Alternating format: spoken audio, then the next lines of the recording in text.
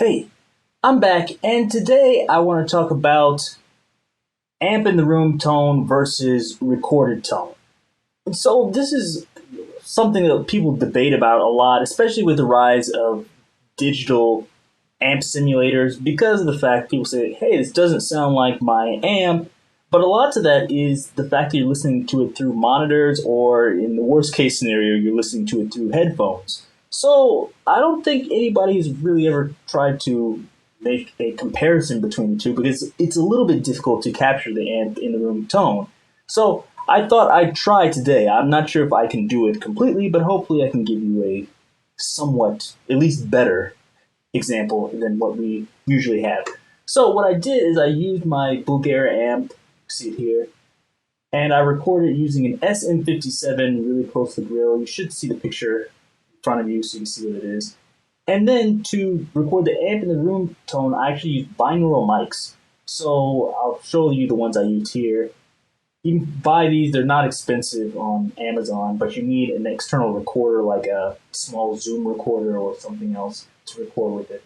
And these are actually really cool. If you don't know much about binaural recording, what it does is you put these in your ear, or sometimes they actually have like a dummy head, and it filters out sounds from the opposite side and it simulates the head time delays, head transfer function, I should say.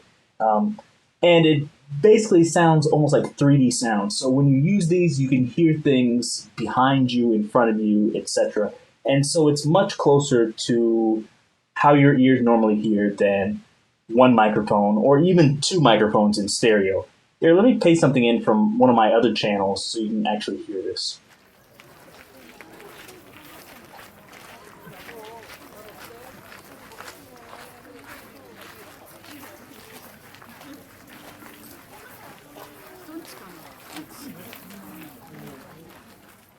So if you heard that, you should be able to hear sounds coming from behind you or in front of you or the sides, etc. Almost like a 3D experience. If you didn't hear that, I'd recommend wear headphones. It'll be much better and the effect comes through.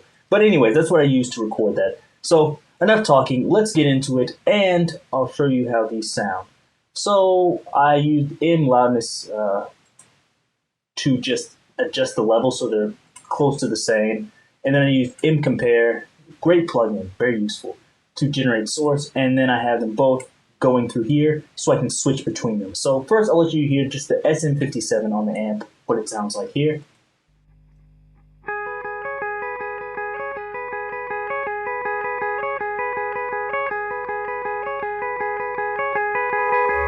Okay, and now I'll let you hear the binaural microphones.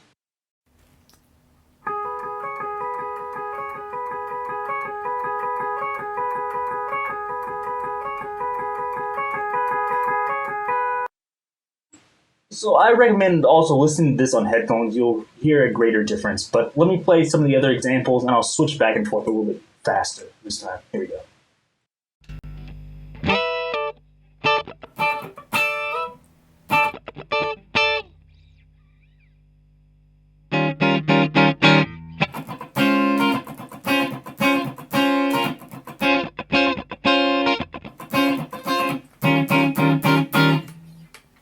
I should also say, unfortunately with the binaural microphone, since I was playing the guitar, I was close to it so you can actually hear actual string sounds, which I really didn't want, but what can you do? If you want to hear more of this and you request it, I might do another one where maybe I'll get my wife or something to wear those and I'll play in another room so this doesn't happen. But this is what you got for now, so let's keep going.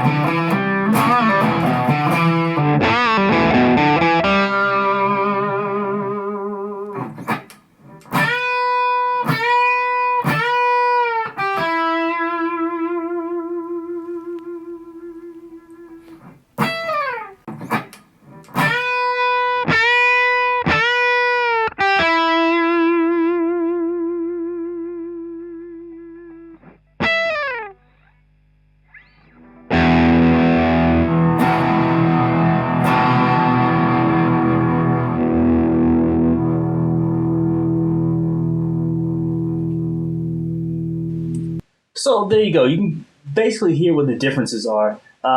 Unfortunately, like I said, I have like the string sounds. You can hear my pick actually hitting the strings, which I didn't want, but there's nothing I can really do about that. And also, it seems the binaural is leaning a little bit to the right for some reason. I don't know. I was closer to the right side of my wall, so maybe that's it, or maybe I wasn't perfectly aligned with the amplifier for some reason. So I'm to give you more insight in that.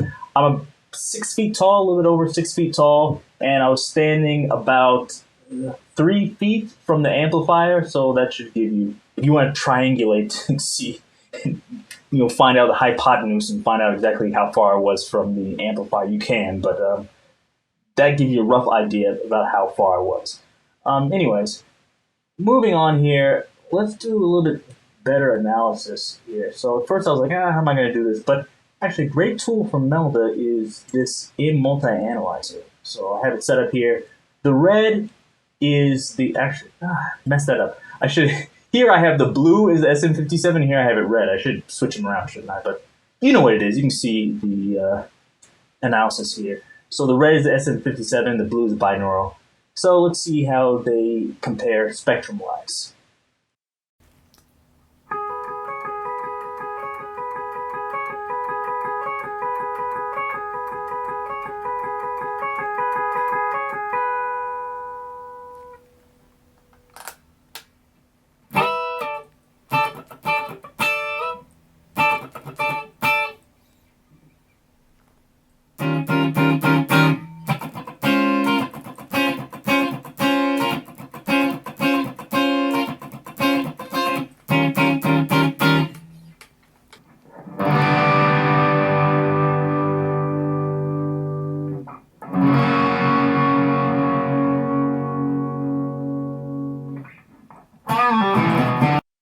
So I'll stop it there. So basically, you heard like the difference, but here, one thing I was surprised about, it seems like the binaural mics actually have more in the top end around here than the SM57, which I was surprised about because as sound travels through air, it loses the high end. So I thought, it'd be reduced compared to the other one. But I guess the effect of the proximity effect on the low end, you can see is a little bit boosted. And the fact that SM57 is kind of a mid-range heavy microphone, so it's probably rolling off from the top. So I thought that was a slight difference. But I'll show you something else. There's, in my opinion, a bigger difference between these. Let's look at stereo now. Here we go.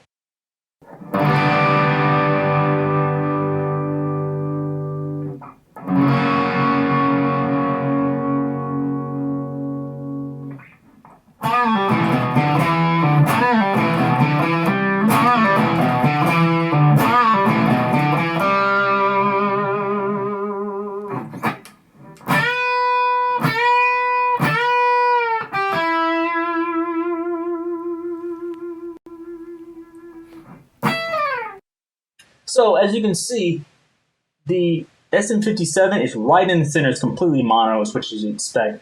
But the binaural microphones, the stereo image is really, really wide. And I think that's probably the biggest difference between the amp in the room tone and the, just close mic tone that you'd hear if you use an amp simulator or you just recorded your amp dry like this. That's another thing. I didn't use any reverb on either of these. So any reverb sound you hear is just the room, which unfortunately I have a pretty bad room, but you get the idea. And so if you look over here, you see like I have some spikes. I actually did that on purpose. That's just me clapping. And what I did is I tried to turn those into impulse responses. And it worked somewhat well. Okay, here it is. Binaural room IR. So we have it here. You can see what it looks like basically. I think the equalizer is doing something strange. Turn that down. So you have more flat sound. And now, switch it here to SM57. Hear what it sounds like without this on it, and then we'll turn it on. Where's the going to here? So let's hear it without anything on.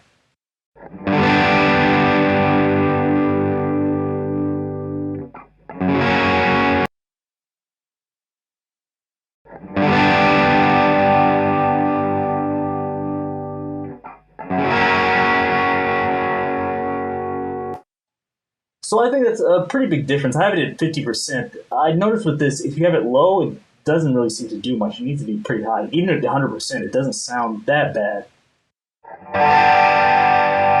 I take that back. It does sound bad. So maybe around 50% is good. Also, for this one, for some reason, it cut out a lot of the low end. I think that's because I clapped. If I had actual like sine sweep, it probably would work better. But it's like, who has time to set up a sine sweep to do this? Certainly, I don't. I don't have a starter pistol. And even if I did, I wouldn't shoot one inside my house. But anyways, so for that, let's try to compensate by using a little bit of a low shelf here, and to compensate for actually leave that alone. See how it sounds.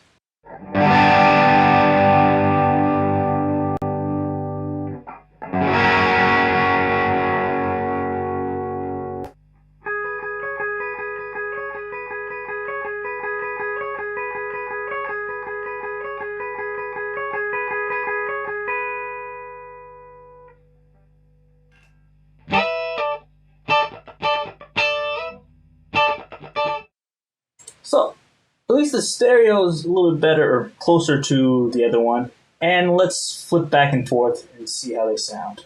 Here we go.